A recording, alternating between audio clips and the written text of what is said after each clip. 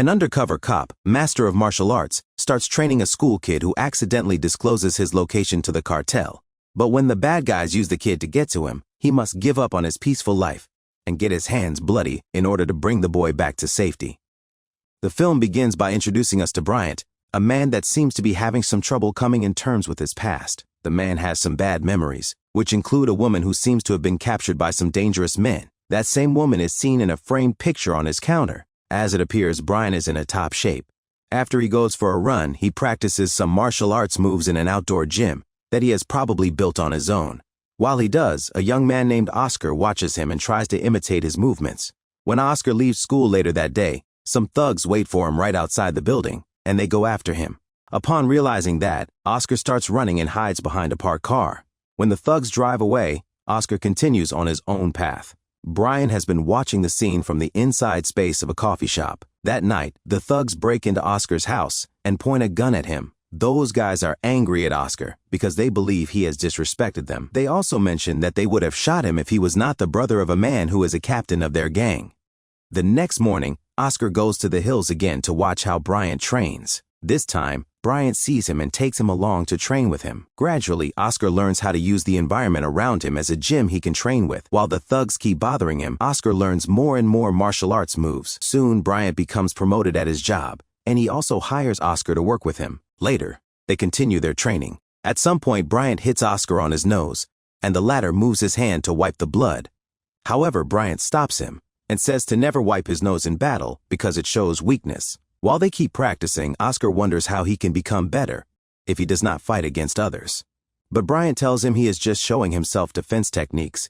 He is not trying to make him a pro fighter. Soon, their training is interrupted by the thugs, who now bring Hector, Oscar's brother, with them. He just got released from jail. The next day, Oscar proceeds to join his local boxing gym, but the girl at the counter, Marisol, tells him he needs a signature from a parent since he is below 18 years of age. That night, Hector takes Oscar to gamble, only they are not going to gamble in a casino. Instead, they are going to gamble their money on underground fights. There, Oscar feels confident enough to take on a bet. The MC announces, if somebody withstands one round against a fighter named the Collector, they earn money. Oscar surprises everybody by entering the ring, and not only he withstands one round, but he also defeats the Collector by using the techniques Bryant has shown him. Meanwhile, in a prison, an old man has a visit from another guy, who is supposed to be his lawyer.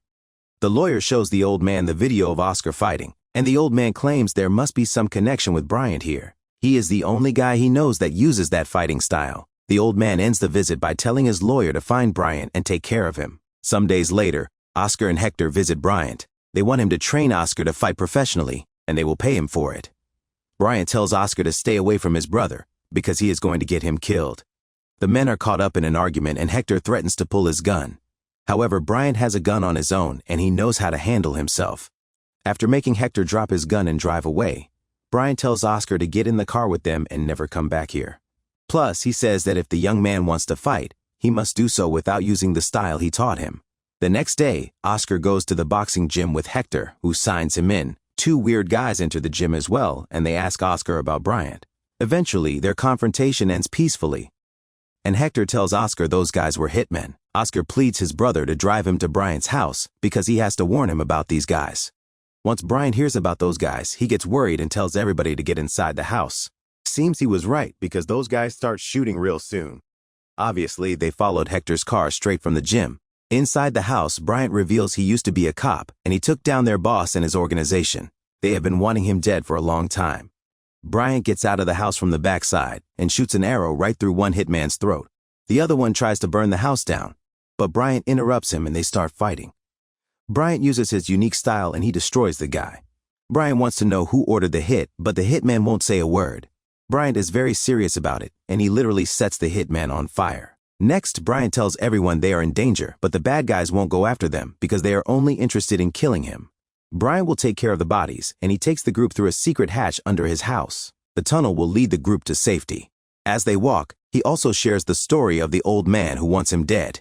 He was actually a police captain who used to run a drag and trafficking ring. He is the one who has ordered the hit, and he will send even more guys after him. He also talks about his girlfriend, who they tried to hurt because they couldn't get to him. Even though he saved her, he had to stay away from her. He even made it look like he beat her up in order to make everyone believe he did not love her. At midnight, Brian is attacked by some cops this time, but he manages to deal with them effectively. The next day, Hector checks on Brian's house and then tells his brother that his teacher is gone. He wants his little brother to focus on his training and become a good fighter. Later, Hector is taken by the old man's guys, and they try to learn where Brian is hiding. However, he is closer than they think, and he starts shooting at them. After some back-and-forth negotiation, the men chase after Brian with their machetes. At some point, Brian stops running and just waits for them. One by one, he slashes them open with their own machetes. The last one of them decides it's not worth it and turns around. After Bryant knocks him out, he goes back to get Hector and sets him free. Meanwhile, Oscar and Marisol go to Bryant's house, even though they should have really not. They are jumped by a bunch of police SWAT team members. Oscar beats them up, but then one of them starts using the same fighting style as Oscar and Bryant. The two of them have a good fight, but eventually Oscar proves he is the better fighter. The other guy stops fighting and removes his mask, saying he is a friend of Bryant. Bryant used to be his captain, and he is here to help him out. The agent, Green, starts asking questions about Bryant, trying to figure out where Bryant might have gone. Oscar does not disclose any information, and Green demonstrates another kind of attitude now. After saying that Oscar is going to have to talk to him, because Bryant's life depends on it, he takes him and Marisol along with his team.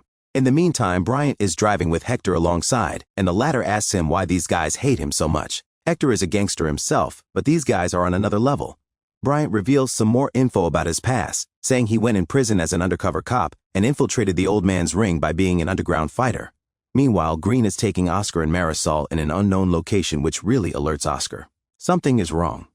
Oscar makes a secret call to Hector and Bryant and gives them all the information he can in order to assist them in finding him. Green understands his trick and takes his phone. Then Oscar pretends he is having a hard time breathing and needs some time out of the car. However, the only thing he manages to do with that is to buy them some time. Soon, Green brings them to a location. Oscar asks him to let Marisol go, but Green replies Oscar is responsible for her being here. In the meantime, Hector has gathered his men, and Bryant outlines a plan for them. As it seems, they will go guns blazing to get Oscar and Marisol back. Green makes Oscar call Hector, but Bryant tells him to not answer the call. He uses his own technology to trace the phone call, and they now know exactly where Oscar is. Soon enough, Hector's gang starts attacking, and many bodies drop dead. As for Hector himself, he and Bryant corner a couple of guys. Hector shoots at them, but he misses all shots. The guys turn at him, but thankfully Bryant jumps out of the car and takes care of them. He advises Hector to not hold the gun sideways, but the latter says he just missed because he has been in prison for a while, and he has not practiced his shots enough lately. Bryant keeps moving around the house, and he eliminates more guys. Meanwhile, an armed guy is guarding Oscar and Marisol because the big bosses want to sell them to some rich guys to be used as slaves. Oscar gets up when the guy is distracted and takes care of him. Then Green comes into the room to refuel, and he starts fighting with Oscar once more. This time is the last time they fight. As Marisol grabs a gun and shoots him, Bryant finds them as well, and the operation seems to be going well. The old man's guys are eliminated. That night, the police is taking the statements of everybody, but there is also a surprise awaiting for Bryant. An FBI jeep brings his girlfriend to meet with him after all these years. A few days later in the prison, the old man is taken into a room and he is cornered by some cops. When they remove their masks, it is revealed that Bryant is paying him a visit to deal with him once and for all. Thanks for watching.